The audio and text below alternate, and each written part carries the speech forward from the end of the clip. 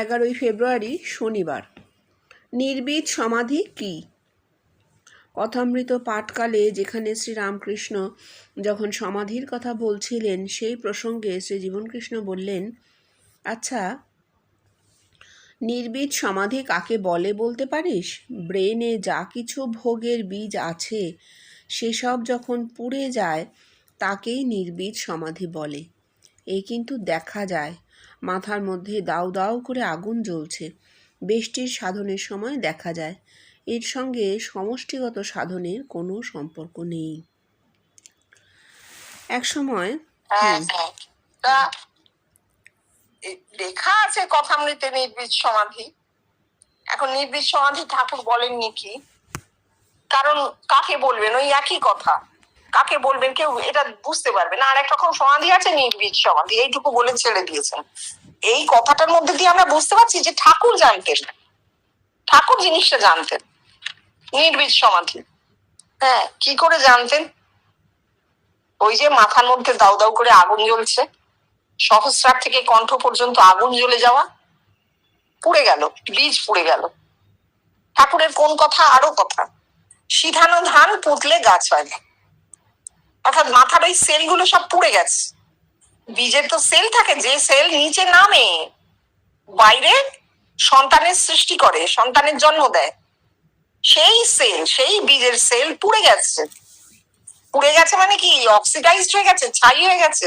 হ্যাঁ, ছাই হয়েছে, মানে ইনঅ্যাক্টিভ হয়ে গেছে। ছাইয়ের কোনো অ্যাকশন নেই তো, ছাইয়ের কোনো অ্যাকশন নেই, ছাই হচ্ছে অ্যাকশনলেস। তো পুড়ে গেছে মানে অ্যাকশনলেস হয়ে গেছে। এইটা কখন হয়? যখন মাথার মধ্যে ওই চৈতন্য ওই দপ করে জ্বলে ওঠে, তখন নির্বীজ সমাধি। তারপরে নির্বীজ সমাধি। তার আর জীবনে কোনোদিনও সন্তানাদি হয় না, মানে আগেও হয়নি, পরেও হবে না। দেহটাই ওইভাবে তৈরি, সন্তানাদি হবে না।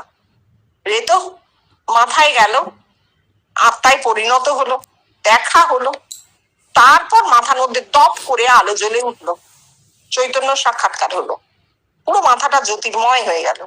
তাহলে সেল কি হলো? ইনঅ্যাক্টিভ হয়ে গেল। কামনার সেল ইনঅ্যাক্টিভ হয়ে গেল, হয়ে এক হলো, একে পরিবর্তিত। ঠিক আছে, পড়ো। এক সময় শ্রী জীবনকৃষ্ণ জিজ্ঞাসা করলেন, আচ্ছা, বলতে পারিস ব্রহ্ম বাড়ি পান করছে, এর মানে কি? তোরা কিন্তু সকলে জানিস, ওই তো তোরা অনেকেই দেখেছিস স্বপ্নে জল খাচ্ছিস, আর অন্য অবস্থাতেও দেখেছিস জল খেতে। একেই ব্রহ্মবাড়ি পান বলে। কি বল? না রে, ও নয়। স্বপ্নে বৃষ্টি হচ্ছে অনেকে দেখেছিস, সেটাই হচ্ছে ব্রহ্মবাড়ি পান করা। পান করে কে? মন পান করে। ওই যে তোদের গানে আছে না, পান করে মোর মন মাতালে। আর ঠাকুর অপনারায়ণ বলে কোন জল খাওয়া চলে, কোন জলে বাসন মাজা, কোন জলে ছোঁচানো যায় বলে কি বলছেন বল দেখি? এ তো যোগের কথা নয়, ব্যবহারিক, সামাজিক। দেখো, যে কোনো মানুষকে র্যান্ডম কোনো মানুষকে ধরে তার সঙ্গে বসে যদি দুটো কথা বলো, আর তাকে যদি জিজ্ঞেস করো, আচ্ছা আপনি কখনো স্বপ্নে বৃষ্টি পড়তে দেখেছেন? সে যদি মনে করতে পারে, বেশিরভাগ মানুষ সে যদি একটু ইন্টেনশন নিয়ে মনে করে, তুমি 90% কাছ থেকে উত্তর পাবে, হ্যাঁ দেখেছি তো, স্বপ্নে বৃষ্টি পড়তে দেখেছি। অর্থাৎ স্বপ্নের বৃষ্টি উনি কি বলছেন? ব্রহ্মবাড়ি পান করা। কে পান করে? মন। কোন মন? স্বপ্নে মন তো কোনো ক্রিয়া নেই, স্বপ্নে মন আর ইন্দ্রিয় নয়, কিন্তু জাগ্রত অবস্থায় মন ইন্দ্রিয়।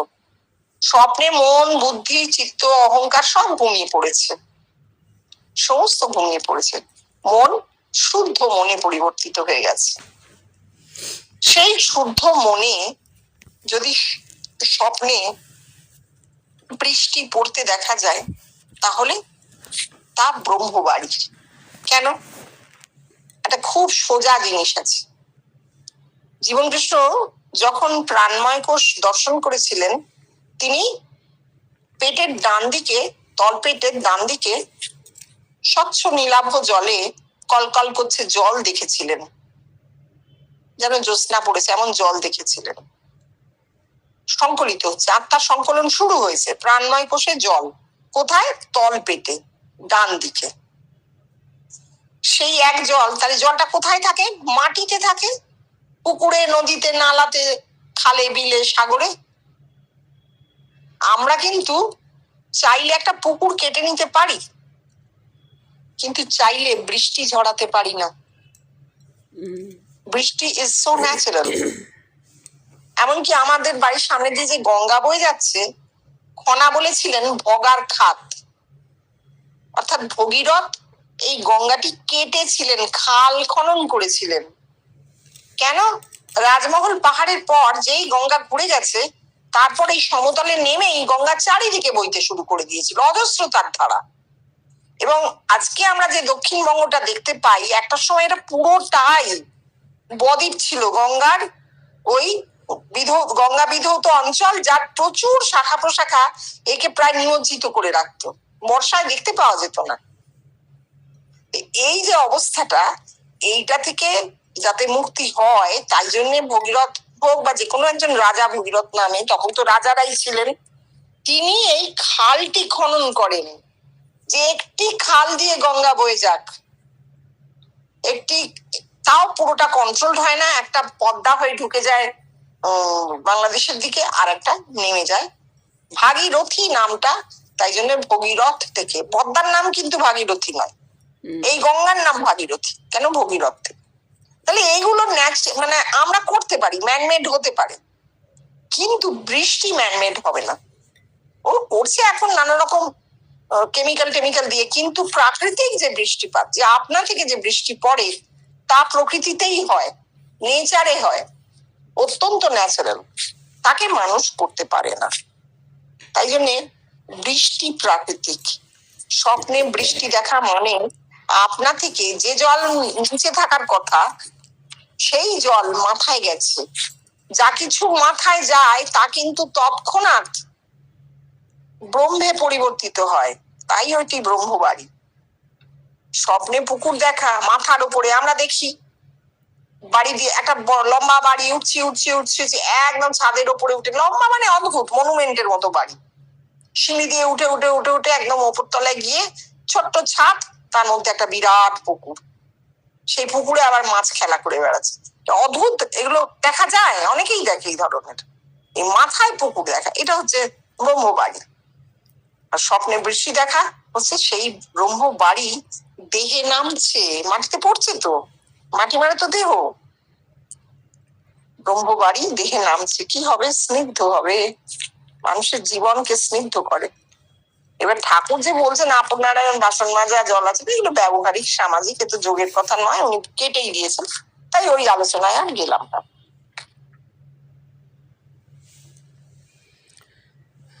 কথামৃত পাঠ। একাকী নিঃসঙ্গ। পশুরাজ যেন অরণ্য মধ্যে বিচরণ করিতেছেন। আত্মারাম সিংহ একলা থাকতে, একলা বেড়াতে ভালোবাসে। শ্রীজীবন কৃষ্ণ। সিংহের সবচেয়ে বড় গুণ কি বল দেখি? ধীরেন সিংহের বিক্রম। শ্রীজীবন কৃষ্ণ। আর কেউ কিছু বলতে পারিস? বঙ্কিম। ধৈর্য। শ্রীজীবন কৃষ্ণ। না, ভয় নেই, কাকে ভয় করবে, সে একাই আছে, তাই এই অবস্থাটা অদ্বৈত জ্ঞানের মধ্যে। তবে সে শঙ্করের অদ্বৈত জ্ঞান, বিচারাত্মক, এখানকার মতন নয়। অভয়ং বৈ জনক প্রাপ্তসি। সিংহ পশুরাজ, হ্যাঁ, সিংহ যে অরণ্যে থাকে তার জায়গা আছে, তার রাজত্ব আছে, সেই রাজত্বে আর কেউ আসবে না, সে একাই থাকবে। সে একলা থাকতে, একলা বেড়াতে ভালোবাসে, একদম সত্যি কথা। এমনি নাম হয়নি পশুরাজ। এবার দেখো, স্বপ্নে যদি সিংহ দেখা হয় তাহলে কি হয়? বিক্রম, সিংহের বিক্রম, যেটা ধীরেন্দা বলছেন, সিংহের বিক্রম। সিংহের বিক্রম কি করে? তাকে ভয় পার হতে সাহায্য করে, সে অভয় হয়ে যায়। যদি কেউ স্বপ্নে সিংহ দেখে, সে আসলে নির্ভয় হয়েছে, তার ভেতরে ভয় আর তেমন দাঁত মুখ বার করতে পারবে না। এইবার যারা তোমাকে জিজ্ঞেস করেন যে ভয়কে কি করে ওভারকাম করব, তাকে জিজ্ঞেস করতে হবে আপনি স্বপ্নে কখনো সিংহ দেখেছেন? আপনি নিজের স্বপ্নের ওপর কনসেন্ট্রেট করুন, যা দেখেছেন স্বপ্ন খাতায় লিখুন, দেখুন ওর মধ্যে মানে আছে, অর্থ আছে। আপনার জীবনের যে গভীর অর্থ ওই স্বপ্নে আছে। যাই হোক, এবার বঙ্কিমবাবু বলছেন ধৈর্য, সিংহের ধৈর্য। না, সিংহের ধৈর্য কোথায়? আমরা তো দেখি না সিংহের ধৈর্য। ধৈর্য এমনি তৈরি হয়ে যায় মানুষের, ধৈর্য সহ্য, সেটা সংসারের ঘাত প্রতিঘাতে, তার সঙ্গে আর্থিক জীবনের কোনো সম্পর্ক নেই। মানুষের আর্থিক জীবনে যদি কেউ সিংহকে ভেতরে দেখে, স্বপ্নে দেখে, তাহলে জানতে হবে সে নির্ভয় হয়েছে। এই হচ্ছে ব্যাপার। এইবার জীবন কৃষ্ণ বলছেন যে সে তো একাই আছে, অভয় না, ধৈর্য নয়, বিক্রম নয়, আরো ওপরে যেতে চাইছেন। আর ওপরে কি? অদ্বৈত। সিংহ তো একা, দুই নেই, কাকে ভয় করবে? হ্যাঁ, আমরা সবসময় উল্টো দিকের কোনো মানুষ, কোনো পশু, প্রকৃতি, কোনো শক্তি, এদেরকেই ভয় পেয়েছি। শক্তিতে দুই আছে তো, আমার থেকে বেশি শক্তিমান কেউ থাকতেই পারেন, বা প্রাকৃতিক শক্তি, সেগুলোকেও আমরা ভয় পাই। হঠাৎ বাজ পড়লো, হঠাৎ বন্যা হলো, বা ভীষণ গরম, ভয় পাই। যে কোনো প্রাকৃতিক শক্তি, আগুন জ্বলে গেল, ভয় পাই। সেই রকম উল্টো দিকে আছে, তাই ভয় পাই। আমি নিজেই শক্তিহীন, যে শক্তিমান তাকে আমি ভয় পাই। মৃত্যু শক্তিমান, আমাকে একদিন গ্রাস করবে, করবে, কিন্তু আমি ভয় পাচ্ছি কারণ আমি শক্তিহীন, আমি মৃত্যুকে জয় করতে পারছি না। এইবার যদি ধরা যায় দুই তো নেই, এই যে জগৎ দেখছি এটা একটু অখণ্ড, অখণ্ড। আমার মাথার মধ্যে যা আছে সেটাই আমি রিফ্লেক্ট করে সেখানেই বসে আছি। এ দুনিয়ায় প্রত্যেকটি মানুষই তাই। জগৎ তার ভেতরে, বেদে সেই মাকড়সার কথা আছে, অন্য না হোক। মানুষটা জন্মের সঙ্গে সঙ্গে সেই জাল যা তার মাথায় ছিল সেই জালটাকে বাইরে বিক্ষেপ করে। মানে এই যে বলা হচ্ছে জগৎ একটা ইলিউশন, মায়া, এটা কেন বলা হচ্ছে? কারণ সে বিক্ষেপ করে, জগৎ একটা আসলে ইমেজ তার মাথা থেকে প্রতিফলিত হচ্ছে। তুমি যদি বলো ধরা যায়, ছোঁয়া যায়, আঘাত করে, ইমেজ কিরকম? হ্যাঁ, 3D ইমেজ হয়, 3 ডাইমেনশনাল ইমেজ হয়। জগৎ একটা 3 ডাইমেনশনাল ইমেজ। যার জন্য ঠাকুর বলছেন জগৎকে আমরা কঠিন দেখি কেন? কারণ আমাদের সেন্স গুলো কঠিন দেখতেই অভ্যস্ত। এই জগতের অন্তরালে আরো অন্য জগৎ আছে। ঠাকুর মিরর ইউনিভার্সের কথা বলে যাচ্ছেন। এইগুলো কিন্তু আমাদের ভয় থেকে মুক্তি দেয়। হ্যাঁ, কেননা যখনই আমি জানতে পারবো যে যা কিছু দেখছি, যেখানে চোখ ফেলছি, এই পর্দা, এই জানলা, এই আলমারি, ওই শিরিষ গাছ, এই জলের বোতল, আমার চারপাশের মানুষজন, যা দেখছি, জগৎকে যা দেখছি, সবই আসলে আমার মাথার মধ্যে, সেইটা রিফ্লেক্ট করে আমি তার মধ্যে বসে আছি। তাহলে উল্টো দিকে যে দাঁড়িয়ে আছে সে তো আমি। সেই বহুরূপী মানুষটার কথা মনে পড়বে, সে বাক্সে যে এসেছে সবাই ভয় পেয়েছে, একজন বলে এই ও তো শ্রীনাথ, তখন সে গামছায় মুখ ঢেকে লজ্জায় চলে গেল, হ্যাঁ বাবু ও দুটো পয়সার জন্য করেছে। তো সেই রকম এই জগৎ বহুরূপে আমাদের সামনে প্রতীয়মান, আসলে এক। এবার এই বহুরূপীকে যদি আমরা চিনতে পারি, আরে তুই তো সেই, কিন্তু আমি, তাহলে সে আর ভয় দেখাবে না, সে মুখ ঢেকে পালিয়ে যাবে। ও আচ্ছা আচ্ছা, হ্যাঁ তুমি বুঝতে পেরে গেছো। এই তো নিজে নিজে বোঝা যাবে, দুই নেই, জগৎ দুই নেই। ঠাকুর বলছেন জগৎ ও আমি, আমি কে ও জগৎ কে। হ্যাঁ, আমিও দুই আছে, আমি আর একটি। ঠাকুর বলছেন বেশটি, কাটেনি কাটেনি, দ্বৈতবাদ রয়ে গেছে। এই দুই থেকে একে যাওয়া, আমি জগৎ। আমার সামনের এই বিস্তীর্ণ জগৎ হচ্ছে আমি। প্রমাণ কে দেবে? এই জগৎ দেবে। তুমি বলবে জীবন কৃষ্ণ একা পেয়েছেন, তাকে গিয়ে লোকে বলেছে আপনাকে দেখেছি, অর্থাৎ লোকে জানিয়েছে আমার মধ্যে যে ব্রহ্মত্ব ক্রিয়াশীল, সেই ব্রহ্মত্ব আপনার রূপ ধরে ফুটেছে। ঠিক আছে, কিন্তু আমরা তো তা পাচ্ছি না, এই বলাটা ভুল। কারণ আমরাও ভেতরে জগৎকে অহরহ দেখি, স্বপ্নে ভেতরে দর্শন হয়, আর জাগ্রতে বাইরে রিফ্লেক্ট করে দেখছি, এইটুকু তফাৎ। সুতরাং জগৎ, তুমি বলবে জগৎ তাহলে অনন্ত, হ্যাঁ হ্যাঁ অনন্তকাল ধরে আছে, অবশ্যই। কারণ মানুষ তো অনন্তকাল, আর মানুষ তো সমানে রিফ্লেক্ট করছে, তাহলে জগৎ যাবে কোথায়? ইমেজ থাকছেই, ইমেজ কিন্তু সরছে না, এই জগৎ একটা ইমেজ মাত্র। ঠিক আছে। শ্রীরামকৃষ্ণ, ঈশ্বর চিন্তা করে দেহ ত্যাগ করলে ঈশ্বর লাভ হয়, আর এই সংসারে আসতে হয় না। শ্রী জীবনকৃষ্ণ, নাম করতে করতে মূল্য আর এলো না, তার প্রমাণ? আর যে ঈশ্বরের নাম করছে না সে ফিরে এসে বলছে নাকি, দেখো গো আমি ফিরে এলাম? আর সেই যে এসেছে তার প্রমাণ দেখ। ঠাকুর এখানে এই কথা বলছেন, আবার অপর জায়গায় এর কন্ট্রাডিক্ট করে গেছেন। তোরা সকলেই জানিস বল?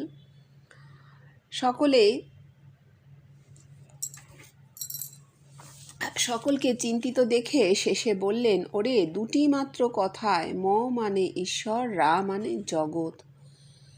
আবার বলছেন, এতক্ষণ কি দেখছিলাম জানো? একটি শালগ্রাম, আর তাতে তোমার দুটি চোখ। আবার এক জায়গায় বলছেন, আমি প্রত্যেকের ভেতর একটি ছোট শালগ্রাম দেখছি। ছোট কেন বলতে পারিস? ভোলা, বীজে আছে এই জগৎ প্রত্যেকের ভেতর। শ্রী জীবনকৃষ্ণ, দূর, ও হলো না, ও কথা বললে কেউ বুঝবে না। আচ্ছা, এইটুকু একটু বলে নিন। হ্যাঁ, গভীর গভীর কথা। ঠাকুর বলছেন ঈশ্বর চিন্তা করে দেহ ত্যাগ করলে ঈশ্বর লাভ হয়, এই সংসারে আসতে হয় না। ঠাকুরের কথাটা একটু ভেঙে দেখে নি, ঠাকুর কি বলতে চাইছেন। ঈশ্বরের চিন্তা করে দেহ ত্যাগ করবে, এ তো সজ্ঞানে হয় না। অর্থাৎ যখন মৃত্যু সময় এসেছে, সেই সময় মানুষটার দেহবোধ নেই, আর মাথায় ঈশ্বর, তার সমস্ত মন সহস্রারে, দেহবোধ নেই। এই অবস্থায় যদি মৃত্যু ঘটে, মন যদি সহস্রারে গিয়ে তার মৃত্যু ঘটে, তাহলে সে মুক্ত। ঠাকুর বলছেন এই সংসারে আসতে হবে না। হ্যাঁ, জন্মান্তর আমরা জানি না, আমরা বলতে পারবো না, যার প্রমাণ নেই তাকে নিতে পারি না। ঠাকুর জন্মান্তর যে মানতেন খুব দৃঢ় করে তা নয়, তবে বলতেন হ্যাঁ ওসব আছে। তা ও কথায় তোমার কাজ কি? তুমি আম খেতে এসেছো, আম খাও, চলে যাও। আম খেতে মানে অমৃত লাভ করতে, অমৃত পেতে এসেছো। মানুষ হচ্ছে শৃঙ্গান্ত বিশ্বে অমৃতস্য পুত্রা। তা আমরা সবাই অমৃতের সন্তান, আমরা অমৃত লাভ করতেই এসেছি, সেইটা খাও, খেয়ে চলে যাও। কিন্তু মৃত্যুর কথায় ঠাকুর একটা অভয় দিচ্ছেন, যদি মৃত্যুকালে ঈশ্বরকে মনে পড়ে তবে তুমি মুক্ত। মরে গিয়ে মুক্ত কেন গো? মরবার আগেই তো মুক্ত সে, তাই না? মরছে তো পরে, দেহটা যাচ্ছে পরে। মৃত্যুকালে যদি মাথায় কারোর ঈশ্বর চিন্তা আসছে, তাহলে তো সে মুক্ত, সে জীবন বেঁচেই মুক্ত। ওই অসম্ভব মৃত্যু যন্ত্রণার মধ্যে তার যদি ভগবানকে মনে পড়ে, তার যদি ঈশ্বরকে মনে পড়ে, তাহলে তো তার মন নেই আর দেহে, তার মন সহস্রারে, সে এমনি মুক্ত, বেঁচেই মুক্ত। এইবার জীবন কৃষ্ণ বলছেন নাম করতে করতে মরলো, আর এলো নাম তার প্রমাণ।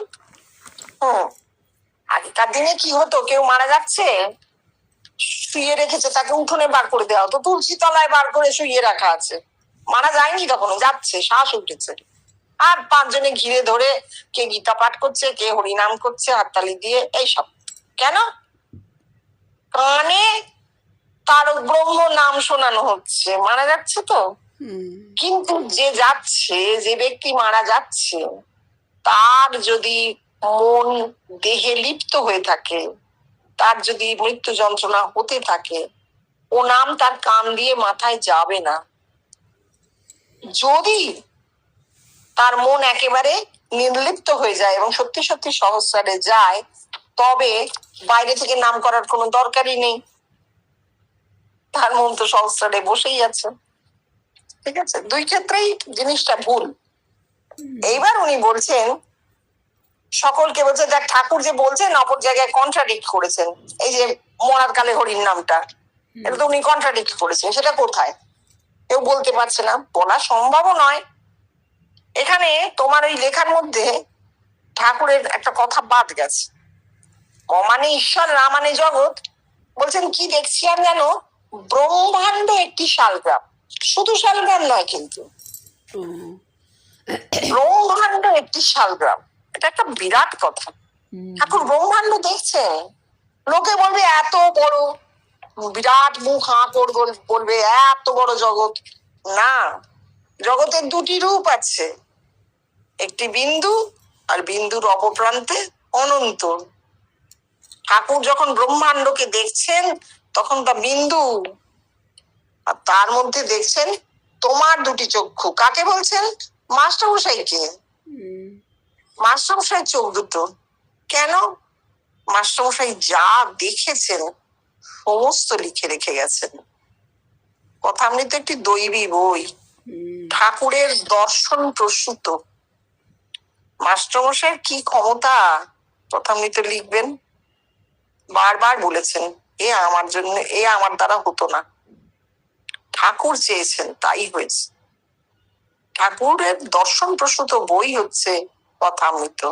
বলছেন ব্রহ্মাণ্ডের মধ্যে তোমার দুটি চক্ষু দেখলাম, অর্থাৎ চোখ দিয়ে তুমি যা দেখছো, তুমি জানো আর না জানো, তার সমস্ত প্রকাশ হবে। চোখ দিয়ে মানুষ দেখে তো, আমরাও চোখ দিয়ে দেখি কথামৃত।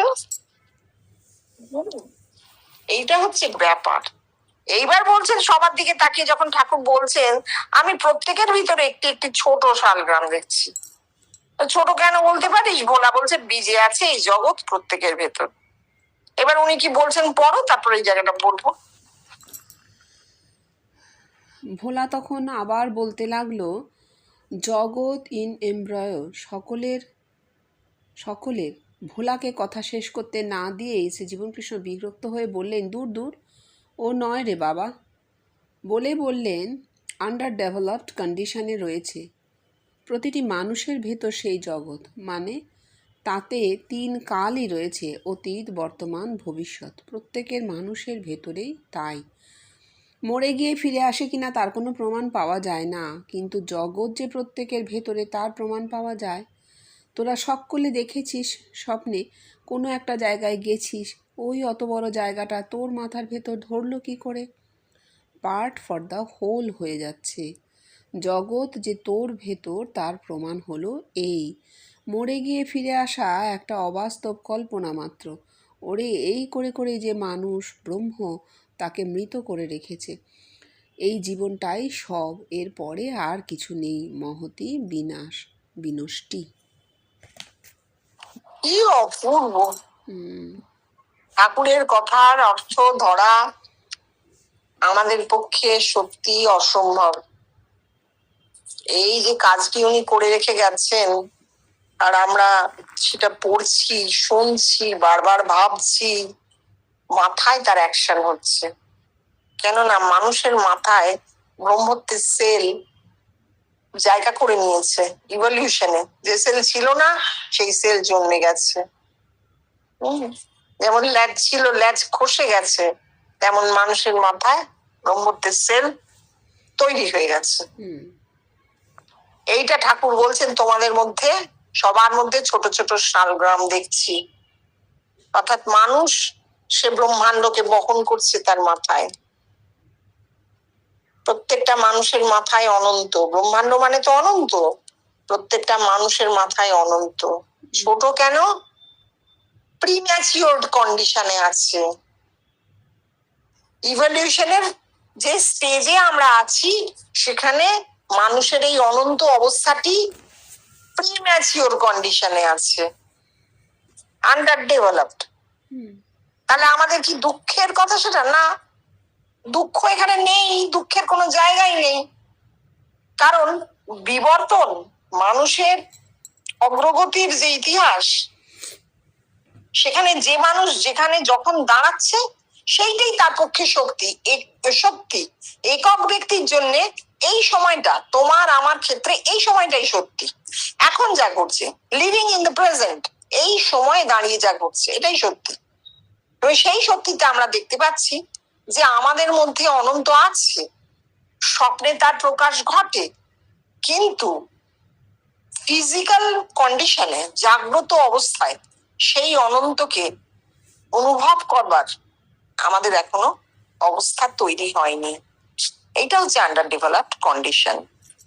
এবার বলছেন অতীত বর্তমান ভবিষ্যৎ সব মানুষের ভেতরে আছে। হ্যাঁ, আমরা দেখতে পাই স্বপ্নে সমস্ত।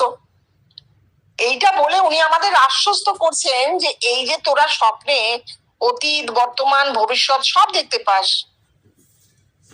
কোনো অজানা অচেনা জায়গা দেখতে পাস, এটা কি হচ্ছে? Part for the whole. অনন্তর কিছু স্ফুরণ।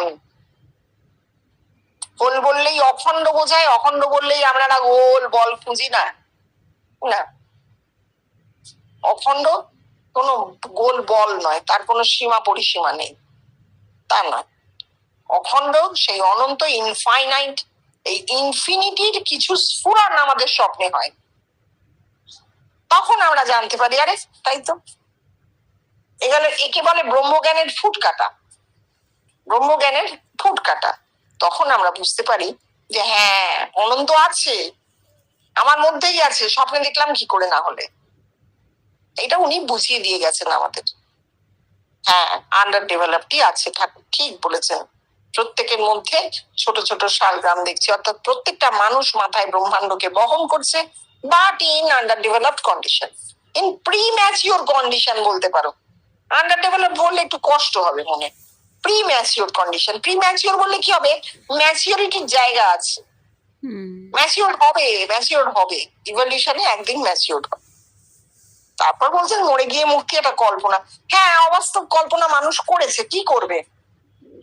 দেখো, যার কিছু থাকে না তাকে তো কিছু নিয়ে বাঁচতে হবে, তাই না? অদ্বৈতবাদ কিন্তু একভাবে দেখতে গেলে নাস্তিকতা, একটা পরম নাস্তিক মনোভাব। আমি আছি আর কিচ্ছু নেই, তাই তো? আমি আছি, প্রত্যেকটা মানুষের ক্ষেত্রে। আমি বলতে আমি নই, আমি মানে সবাই, সব মানুষই নিজেকে আমি বলে। এই প্রত্যেকটা মানুষ, তাদের ক্ষেত্রে সত্যই কথা, আমি আছি আর কেউ নেই। এই যে জগৎ দেখছি, এই মানুষ চলাফেরা করে ঘুরছে চারিদিকে, কে যুদ্ধ করছে, কে ভালো কথা বলছে, কে গান করছে, সব আমি, সব আমি, সমস্ত আমার ইমেজ আমি রিফ্লেক্ট করে দেখছি। এই যে ব্যাপারটা, এটা ক্রমশ একটা মানুষকে নাস্তিক্যবাদের দিকে নিয়ে যায়। সে আর দ্বিতীয় সত্তার উপস্থিতি তো গ্রাহ্য করবে না, স্বীকার করবে না। দ্বিতীয় সত্তা তো নেই, আমি আছি, আমারই সত্তা। সে তুমি বলতে পারো যখন আমি অনন্তে আছি তখন আমার সত্তা অনন্ত, যখন আমি দেহে বদ্ধ হয়ে আছি তখন আমার সত্তা জৈব, এ তুমি বলতে পারো, কিন্তু আমারই সত্তা। তুমি যে কথা বলছো ওটা আমিই বলছি। এই অবস্থাটা এক সময় মানুষকে টেনে নিয়ে চলে যায় নাস্তিকবাদে। অর্থাৎ সে কোনো ঈশ্বরের অস্তিত্বে বিশ্বাস করে না। কোন ঈশ্বর? যে ঈশ্বর কোনো স্বর্গে আছেন, কোনো গোলকে বা বৈকুণ্ঠে বাস করছেন, কোথাও থেকে আমাদের কৃপা করবেন, নাম করতে হবে তাকে, ডাকতে হবে তাকে। এই যে ধর্মের কথা যা চিরকাল মানুষ বলে এসেছে, এই পুরো জিনিসটা কাটা পড়ে যাচ্ছে। না, কেউ কোথাও নেই। যদি কোনো ঈশ্বরকে আমি ডেকে থাকি, তাহলে আমি সেই ঈশ্বরকে সৃষ্টি করছি, করে তাকে ডাকছি, আমি করছি, আমার সৃষ্টি, তাহলে সেটা কল্পনা। এবার তুমি বলবে এই কল্পনা তো মিথ্যে। হ্যাঁ, মিথ্যে। আমি তৈরি করছি, যখন আমি নিজে তৈরি করছি যা স্বতঃস্ফূর্ত নয়, তাহলে নিশ্চয়ই তা মিথ্যে। কিন্তু কেন করছি? ওই নিরালম্ব থাকতে পারছি না বলে, বিশুদ্ধ অদ্বৈতে আমার সত্তা স্থির হচ্ছে না বলে আমি একটি অবলম্বন খাড়া করছি। ভক্ত যা করে, অর্থাৎ আমি ছোট, আমি ভক্ত, আমার কোনো শক্তি নেই, আমি শক্তিহীন, আর তুমি শক্তিমান, তুমি আমার ইষ্ট, তুমি ভগবান।